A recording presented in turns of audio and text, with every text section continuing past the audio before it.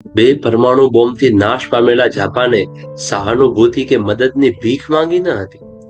તેણે ગર્વ અને આત્મસન્માનની અવિશ્વસનીય ભાવના સાથે પોતાનું પુનર્નિર્માણ કર્યું. ત્યારથી તેણે ક્યારેય અમેરિકા તરફ ભિક્ષા માટે હાથ લંબાવ્યો નથી.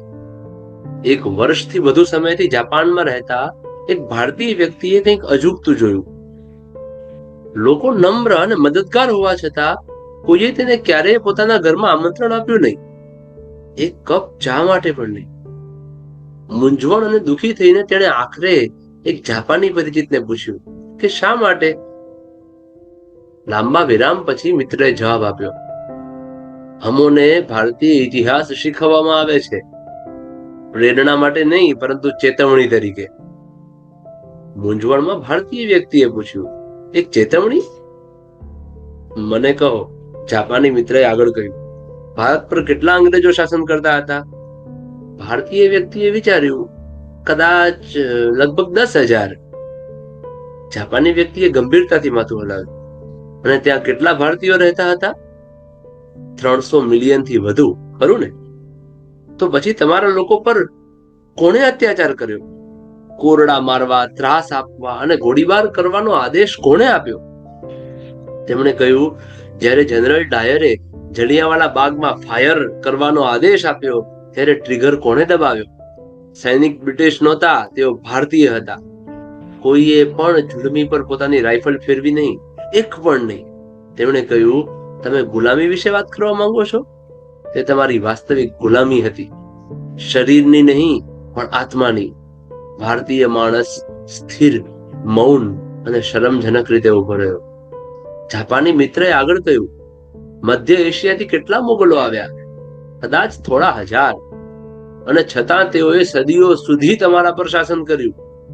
તેઓએ તેમની સંખ્યાથી સામ્રાજ્યો બનાવ્યા નહીં, પરંતુ કારણ કે તમારા પોતાના લોકોએ તેમના માથા નમાવીને બચવાના બદલામાં તેમની વફાદારી આપી હતી. અથવા ચાંદી?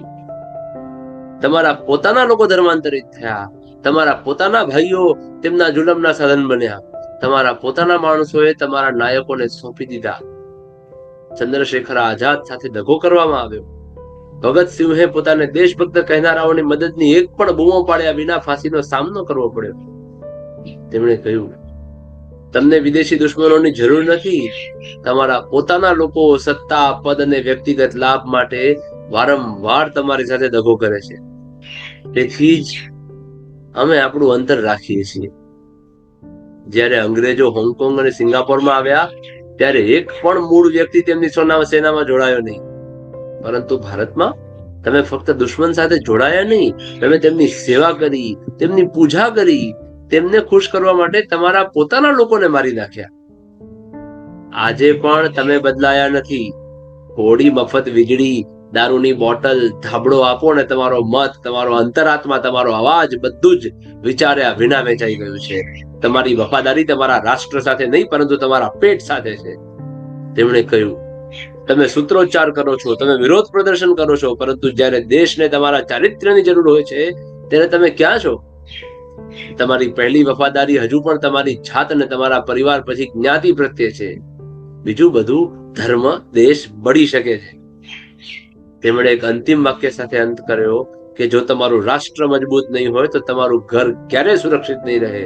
જો તમારું ચારિત્ર્ય નબળું હશે તો કોઈ ધ્વજ તમારું રક્ષણ કરી શકશે નહીં. આ મજાક નથી, તે એક અરીસો છે. કદાચ સમય આવી ગયો છે કે આપણે દૂર જોવાનું બંધ કરીએ, કારણ કે ભારતને ભાષણોમાં વધુ દેશભક્તોની જરૂર નથી. તેને અટલ પાત્ર ધરાવતા નાગરિકોની જરૂર છે. ફક્ત સ્વતંત્રતા સેનાનીઓ નહીં પરંતુ સ્વતંત્રતા રક્ષકોની. ફક્ત આપણા હાથમાં ધ્વજ નહીં પરંતુ આપણા હૃદયમાં વફાદારી.